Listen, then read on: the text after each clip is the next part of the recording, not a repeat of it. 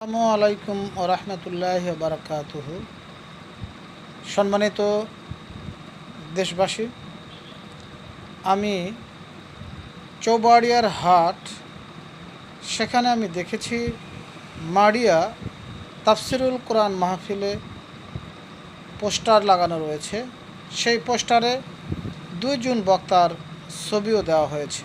আমি জানি না বক্তারা এটা জানেন কি না। আমি অত্যন্ত মর্মাহত হলাম যে আল্লাহ রাসূল সাল্লাল্লাহু আলাইহি সাল্লাম একজন সাহাবী নতুন যখন ইসলাম ধর্ম গ্রহণ করলেন, তখন তিনি ছবি অঙ্কন করতেন। আল্লাহ রাসূল সাল্লাল্লাহু আলাইহি সাল্লাম বলছেন যে কোনো জীব জন্তুর ছবি অঙ্কন করা হারাম।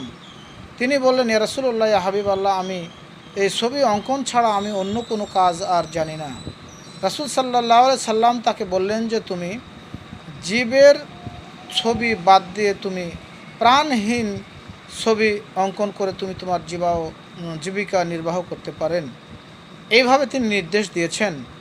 এখন প্রশ্ন হলো যে আমাদের ছবি পোস্টারে প্রদর্শনের জন্য প্রদর্শিত হচ্ছে, এটা টোটালটাই শিরক। এটা টোটালটাই কি শিরক এবং টোটালটাই নাজায়েজ। এটা সম্ভব নয়। এখানে এই ছবি মূর্তি কখনোই মুসলমান বরদাস্ত করতে পারে না। একটা বিষয় লক্ষ্য রাখবেন, যেটা প্রয়োজন না হলে ক্ষতি হবে বা কোনো রাষ্ট্রীয় আইন যেখানে লাগবেই, এখানে পাসপোর্ট সাইজের অথবা স্ট্যাম্প সাইজের ছবি লাগানো যেতে পারে। আর যেখানে কোনো প্রয়োজন নেই, ছবি না দিলে কোনো সমস্যা নেই, এই জায়গাগুলোতে কখনো কোনো দিন মুসলমানের ছবি প্রদর্শন করবেন না।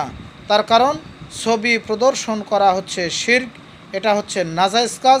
কোনো মুসলমান তার কোনো ছবি প্রদর্শন করতে পারেন নাই।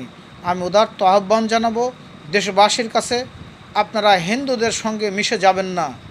হিন্দুর ধর্ম আলাদা, মুসলমানের ধর্ম আলাদা। নিজ নিজ ধর্মে অটল থাকুন, নিজেদেরকে সংযত রাখুন। এই ধর্মকে যদি আপনারা বিশৃঙ্খলা করে দেন, এই ধর্ম যদি অধর্ম করে দেন, মানুষ চিনবে না কোনটা ধর্ম কোনটা অধর্ম। এই জন্য খুব সাবধান।